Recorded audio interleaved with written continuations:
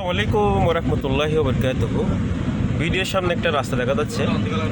এই রাস্তাটা হচ্ছে কি রোহিঙ্গা ক্যাম্পের ভিতরের রাস্তাটা। এই রাস্তা দিয়ে সমস্ত ক্যাম্পে আসা যাওয়া করা যায়। ক্যাম্প 1 থেকে শুরু করে একেবারে 17, 18, 17 ক্যাম্প পর্যন্ত আসা যাওয়া যায় এই রোডটা। যারা অনেকজন রোহিঙ্গা ক্যাম্প আসতে চান তারা অনুমতি নিয়ে এই রুট দিয়ে ঢুকে আপনারা গাড়ি নিয়ে এখানে ঘুরতে পারবেন, কারণ অনুমতি ছাড়া তো খেলাও করে না। আপনারা অনুমতি নিয়ে এখানে ঘুরতে পারবেন। তবে আমার একটা জিনিস মনে হয়েছে, বিগত 7 বছর রোহিঙ্গারা এখানে আসছে, আশ্রয় নিয়েছে। 7 বছরের মধ্যে 17 সাল আসছে, 17 সাল থেকে 18 সাল পর্যন্ত, 20 সাল পর্যন্ত স্থাপনা তাদের করছে। তখন এখানে কিন্তু কোনো ধরনের গাছ ছিল না, কোনো ধরনের গাছ ছিল না, একদম পাহাড়, লাল পাহাড় ছিল। তখন পরিবেশের অনেকটা সমস্যা হয়েছিল। এখন 22 সালে 21 সালের পর থেকে এখানে কিন্তু বিভিন্ন রকম গাছ রোপণ করছে এবং বিভিন্ন রকম গাছ হয়েছে। দেখেন আমার পাশে এখানে কিন্তু এখন বিভিন্ন প্রকার গাছ এখানে দেখা যাচ্ছে, বিভিন্ন ধরনের গাছ দেখা যাচ্ছে।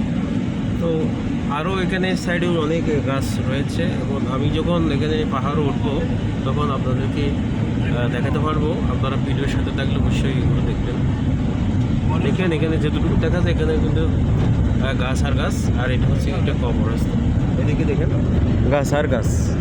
তো অনেকটা সবুজ হওয়ার কারণে পরিবেশ একটু ভালোর দিকে, অর্থাৎ রোগ ব্যাধি একটু কমই হবে, কারণ গাছের কারণে মানুষের অনেক লাভ হয়। কারণ মানুষ বাঁচতে চাইলে গাছ অবশ্যই দরকার। সেই হিসেবে এই রোহিঙ্গা ক্যাম্পে অনেক গাছ আমি দেখছি। দেখেন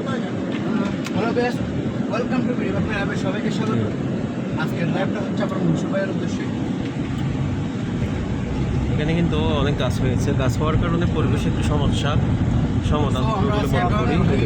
এদিকে কিন্তু দেখেন এখানে গাছ মানে এখন সবুজে ভরে গেছে রোহিঙ্গা ক্যাম্প। আপনারা চাইলে এখানে ঘুরতে আসতে পারেন। এটা হচ্ছে কি রোহিঙ্গা ক্যাম্পে ভিজিট করার জন্য ভিতরের যেই রাস্তাটা, সেই রাস্তা, এই রাস্তা দিয়ে রোহিঙ্গা ক্যাম্প এখানে ভিজিট হয়। সেখানেই এখানে সবুজ হয়েছে। এখানে কিন্তু ক্যাম্প, এখানে কিন্তু ঘর বাড়ির পাশাপাশি এখানে দোকানও রয়েছে। এখানে ওয়ান টাইম স্থাপনা রয়েছে, ওয়ান টাইম স্থাপনা।